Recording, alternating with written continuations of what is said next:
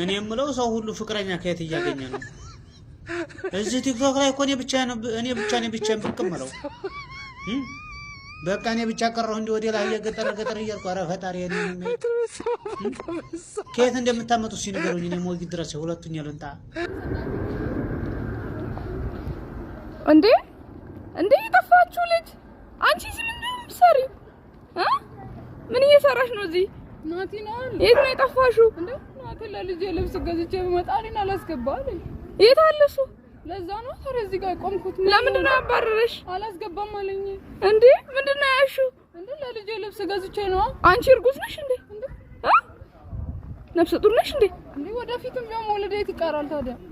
ለምንድን ነው ያባረረሽ ታዲያ? በቃ ልብስ ይዤ ስለመጣው ግን እስቲ አሳይኝ። ምንድን ነው ያልሽው? አሳይኛ። ምን ቢሆን ነው ያባረረሽ? በጣም እኮ ነው የሚያምረው። ያው ላሳይሽ እንዴ እንዴት እንደሚያምር ብቻ።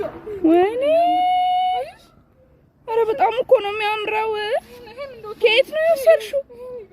እንዴት እንደሚያምር ለልጄ የገዛሁት ልብስ እንዴ።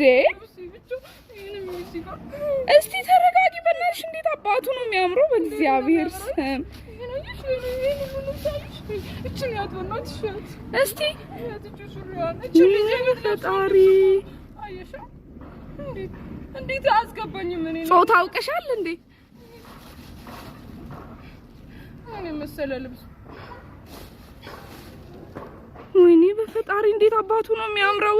እሺ የት ነው የገዛሽው? እሺ ለኛም ንገሪያ።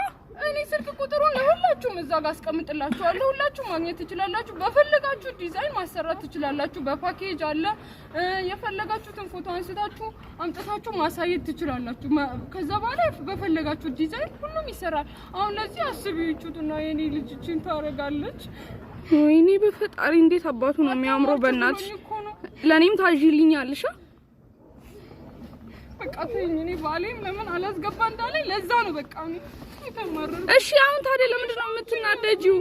ወይኔ በእናትሽ